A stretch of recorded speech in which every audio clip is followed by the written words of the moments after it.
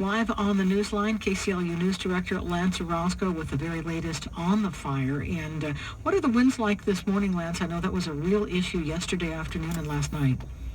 It was a real issue, and what a contrast. In fact, it is dead calm right now. I'm up on Highway 154, about 10 miles outside of Santa Barbara, and some hot spots in the area where I'm at right now. I can see some flames on the hill above me, but mostly smoke, and most of the smoke is rising straight up. A couple of moments ago, I saw some of the first air tankers come in and make their drops. Of course, helicopters, night-flying helicopters from Ventura, Santa Barbara, and LA counties were working the fire all night long. But now, with daylight here, they can use air tankers on the fire. And kind of eerie, because it's very calm up here.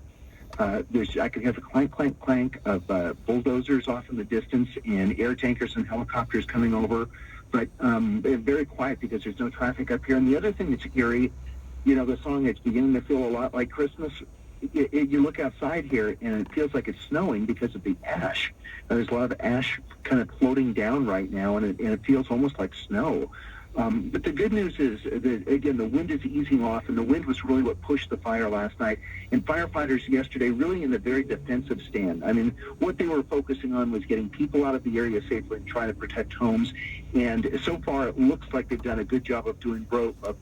The command staff has been meeting with firefighters this morning. We do expect to get an update on acreage probably within the next hour. It still stands officially at around 3,300 acres burned, but no reports of any homes being lost, which is good news. It's still 0% containment, still thousands of people evacuated, basically north of Cathedral Oaks between Gibraltar Road and Fairview out in Goleta. That's all a mandatory evacuation zone.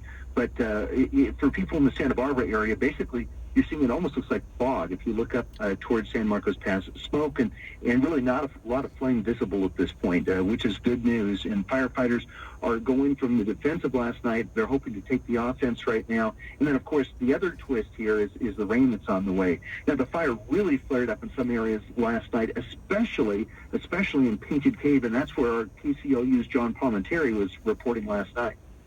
One of the more dramatic moments in the cave fire came east of the Painted Cave community when a canyon that had fire in it roared to life as if a freight train came through with a big gust of wind, and fire started spreading in 4 directions. The flames leaped up towards the Painted Cave community and also towards Highway 154. The fire command team sent strike teams into the Painted Cave community to save structures in that area, and the winds at the last moment calmed down, sparing the flames from a run over 154 and possibly down towards the Goleta Valley. That would have put it in the same footprint of the Painted Cave fire in June of 1990. On the scene of the Painted Cave community, I'm John Palmentary, KCLU News.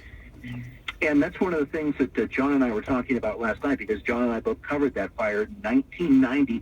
Now, that fire killed one person, unfortunately, and destroyed hundreds of homes.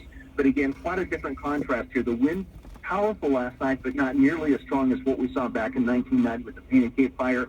And with the wind easing, firefighters hoping to take advantage of this, get some control of the fire. And, of course, rain in the forecast expected to arrive in this area really around dawn tomorrow, and up to 2 inches of rain possible in the mountains. And so that could certainly help firefighters as well. That's the latest live from Highway 154 in San Marcos Pass. Well, let's throw it back to you in the studio.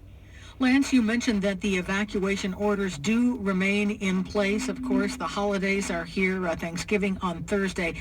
Any word yet if those evacuation orders will be scaled back later in the day today or possibly tomorrow?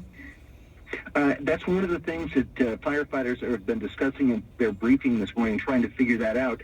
The other thing, which is a good point to bring up, is 154 remains closed. Of course, a very busy highway this time of year. Will it reopen today? I can tell you, probably not. I mean, the way things are looking right now, the real question is, will it be open tomorrow for the travel day? And that's pretty problematic. I don't know that that's going to happen. All right. Thank you so much. KCLU News Director Lance Orozco reporting live from the San Marcos Pass, the very latest on the cave fire, which broke out yesterday afternoon and has scorched some 3,300 acres, but no homes have been lost.